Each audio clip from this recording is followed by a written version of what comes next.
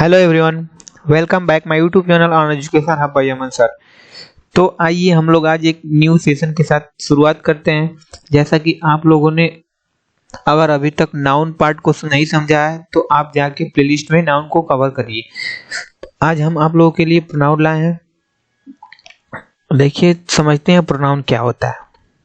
देखिए, प्रोनाउन की अगर डिफिनेशन की बात करें तो ये तो सब लोग जानते हैं कि pronoun is a word use at the place of noun. अब देखिए, जो प्रोनाउन है ना, ये प्रोनाउन का यूज इसलिए हम लोग करते हैं, जो नाउन होता है नाउन का कई बार रिपीटेशन ना हो, इसलिए हम लोग प्रोनाउन को लाए। जैसे मान लीजिए कभी लिख दिया कि राम खेल रहा है, राम खा रहा है, राम नहा रहा है, तो मतलब राम कई बार यूज ना हो, इसलिए हम लोगों ने नाउन के लिए नाउन के स्थान पर प्रोनाउन का यूज किया कि राम राम ना हो बार बार, वह खा रहा है, हो गया। अगर राम का यूज नहीं करते हैं, सीधे वह बता रहे हैं, तो ये सर्वनाम है वह। अब अगर इसकी पार्ट की बात करें तो इसका पार्ट 8 समझ लेते हैं। 8 पार्टों को हम लोग सभी पार्टों को 8 पार्ट को 8 वीडियो में समझेंगे, अच्छे से एकदम समझेंगे, इनका फैक्ट को समझेंगे। तो आप लोग बस पेशेंस के साथ वीडियो देखते रहिए। तो आज देख लेते हैं हम लोग। देखिए, पार्ट में बात करें तो पर्सनल प्रोनाउन है, रिफ्लेक्सिव प्रोनाउन है, इंडेफिनिट प्रोनाउन है, डेमोस्ट्रेटिव प्रोनाउन है, एम्फेटिक प्रोनाउन है, रिलेटिव प्रोनाउन है, इंट्रोगेटिव प्रोनाउन है एंड डिस्ट्रीब्यूटिव प्रोनाउन है। सभी पार्टों को हम लोग कवर करेंगे। तो आज हम लोग देख लेते हैं पर्सनल प्रोनाउन को। देखिए, अगर पर्सनल प्रोनाउन की बात करें तो कभी भी पूछ देता है कि पर्सनल प्रोनाउन क्या है या फिर पर्सन कितने टाइप के होते हैं। तो देखिए, अगर कभी भी पूछे कि पर्सन कितने टाइप के होते हैं, 3 टाइप के होते हैं पर्सन। कौन कौन समझ लेते हैं। पर्सन में होता है फर्स्ट पर्सन, सेकंड पर्सन और थर्ड पर्सन। फर्स्ट पर्सन में क्या आता है, आई और वी आता है। सेकंड पर्सन में क्या होता है, यू होता है। और थर्ड पर्सन में ही हो गया, सी हो गया, इट हो गया, दे हो गया, मतलब और भी वर्ड हो सकते हैं। ऐसा समझिए कि जैसे मान लीजिए 2 लोग बात कर रहे हैं, तो जैसे मैं बात कर रहा हूँ जिस किसी से भी, तो मैं हो गया फर्स्ट पर्सन, और हम जिससे बात कर रहा हूँ मैं, वो हो गया सेकेंड पर्सन, और इसके अलावा जो लोग भी सुन रहे हैं वो सब क्या है, थर्ड पर्सन है। ठीक है, आगे चलते हैं, आगे बात कर लेते हैं हम लोग। इसमें कुछ जैसे सब्जेक्टिव केस होता है, ऑब्जेक्टिव केस होता है। तो देखिए, इन दोनों में अंतर की बात करें तो सबसे पहले ये समझिए कि अगर वर्ब से पहले जो भी वर्ड आता है उसे हम लोग सब्जेक्ट बोलते हैं, और वर्ब के बाद जो आता है उसे हम लोग ऑब्जेक्ट बोलते हैं। यहाँ ये सब्जेक्ट और ऑब्जेक्ट का जो कंफ्यूजन है वो क्लियर हो गया। अब यहाँ समझ लेते हैं पोसेसिव एडजेक्टिव क्या होता है, पोसेसिव प्रोनाउन क्या होता है। तो देखिए, पोसेसिव एडजेक्टिव हमेशा नाउन से पहले आता है।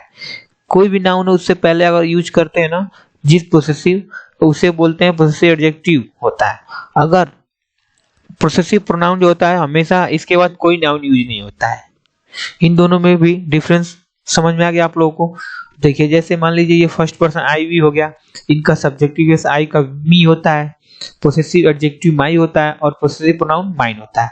और रिफ्लेक्सिव की बात करो तो इसमें सेल्फ लगा होता है। आप समझ गए होंगे। जैसे उसी प्रकार वी का ऑब्जेक्टिव केस अस होता है, पोसेसिव एडजेक्टिव आवर होता है।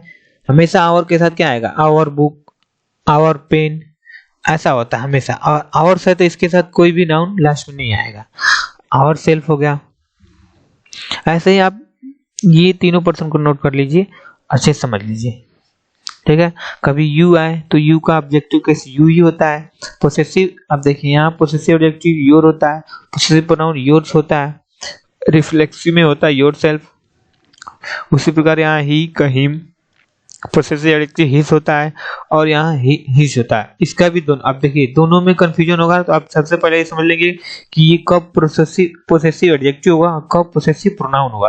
तो देखिए, इसके बाद अगर नाउन लगा है तो पोसेसिव एडजेक्टिव हो गया, और इसके बाद नाउन नहीं लगा है तो क्या, पोसेसिव प्रोनाउन हो गया। समझ आ गया ना।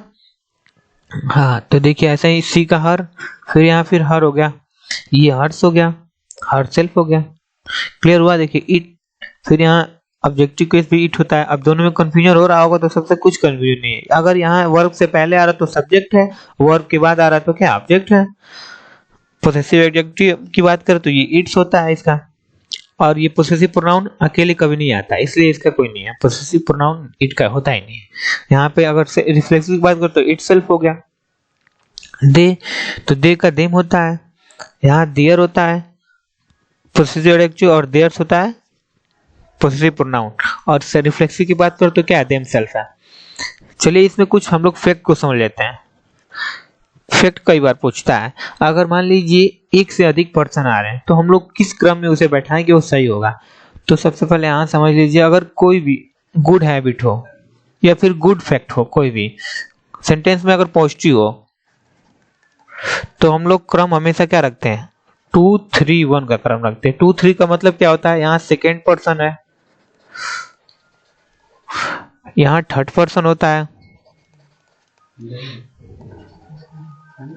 और यहाँ फर्स्ट पर्सन होता है। देखिए अब यहाँ हम लोग अच्छे समझ लिया। अब यहाँ हम लोग एग्जाम्पल के थ्रू समझते हैं। देखिए Ram, I and you were going to Delhi. अब यहाँ देखिए राम क्या है, थर्ड पर्सन है, आई फर्स्ट पर्सन है, यू क्या है, सेकंड पर्सन है। तो यहाँ देखिए ये दोनों सब लोग कहाँ जा रहे हैं, दिल्ली जा रहे हैं। तो ये क्रम क्या है, ये क्रम हम लोग का 3 1 2 का हो रहा है। लेकिन हमने बताया कि अगर कभी भी गुड सेंस हो या पॉजिटिव सेंस हो सेंटेंस में तो हम लोग क्या रखते हैं, 2 3 1 का रखते हैं ना। तो ये वाला सेंटेंस क्या है, रॉन्ग है। अगला देखिए example, you Ram and I were going to Delhi. अब यहाँ क्या है, 2 यू है, थर्ड पर्सन राम है और फर्स्ट पर्सन आई है। तो यहाँ क्रम क्या है, सही है, 2 3 1 का है। तो ये सेंटेंस क्या है, करेक्ट है। उसी प्रकार अगर मान लीजिए कभी ऐसे दिया हो, 2 3 का 1 तो रखना ही है क्रम। अगर मान लीजिए कभी सेकेंड पर्सन ना दिया हो तो आप क्या करेंगे, क्रम 3 1 का करेंगे। अगर उसी प्रकार मान लीजिए कभी थर्ड पर्सन ना दिया हो तो 2 1 का होगा। अगर कभी फर्स्ट पर्सन ना दिया हो तो 2 3 का होगा। समझ रहे होंगे ना अच्छे से। अगर मान लीजिए जो एब्सेंट है उसको छोड़ देते हैं, लेकिन स्ट्रक्चर आपका वही होगा अगर पॉजिटिव सेंटेंस है या फिर गुड सेंस की बात कर रहा है तो।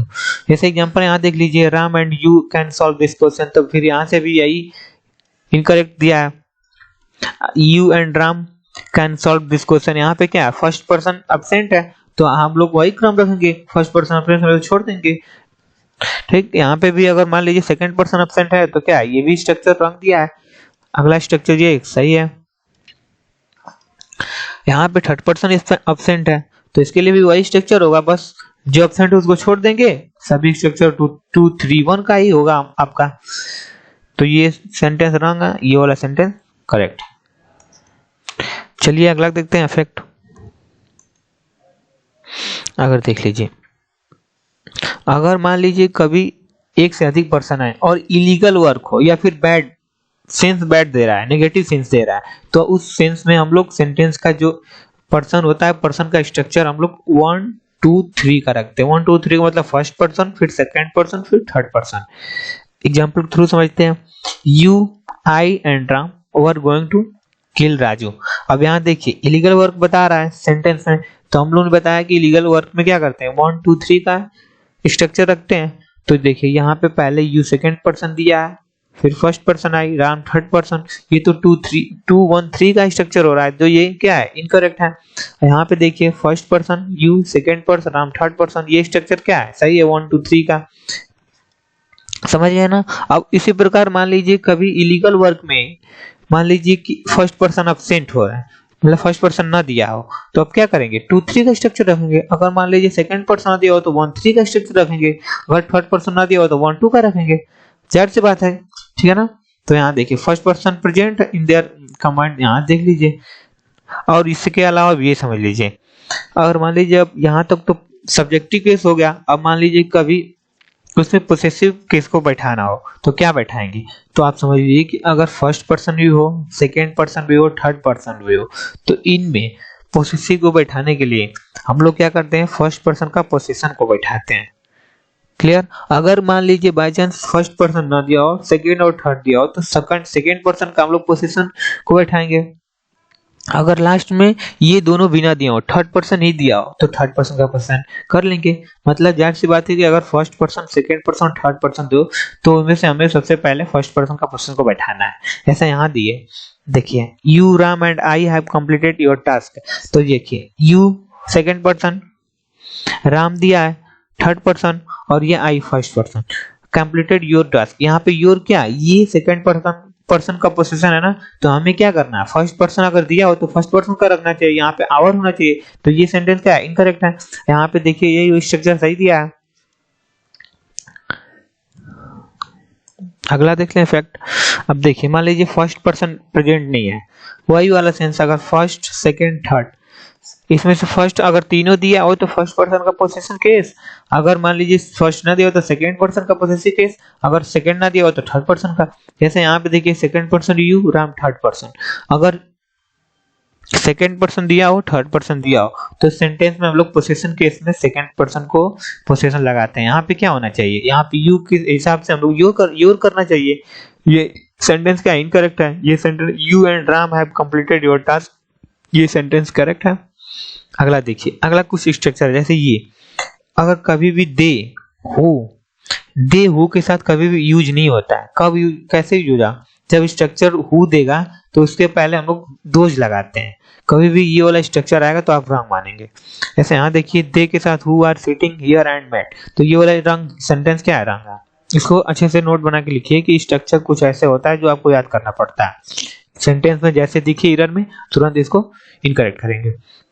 यहाँ ये सेंटेंस सही है। अगला देख लीजिए, वन के बारे में समझ। देखिए अगर वन को केवल वन को सब्जेक्ट माने तो आप वन, फिर यहाँ इसका ऑब्जेक्ट भी वन, वंस पोसेसिव में रखते हैं, ये वाला हमेशा रखते हैं वन वन वंस, ठीक। वन क्या होता है, हमेशा सिंगुलर मानते हैं वन को।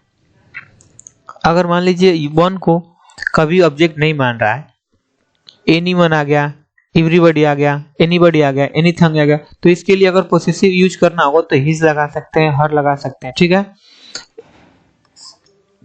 जैसे यहाँ देखिए, अगर मान लीजिए single one of use that get A possession by his her, अगर मान लीजिए हमने बताया ना कि अगर वन के लिए सब्जेक्ट माना है तो वन वन वंस होता है, इसके लिए आप वंस लगाएंगे। अगर वन को नहीं मान रहा है, एवरीबॉडी, एनीबॉडी, एनीथिंग, तो इसके लिए पोजीशन क्या लगाएंगे, हिज लगाते हैं ज्यादातर, या फिर हर लगा सकते हैं, या फिर इट लगा सकते हैं।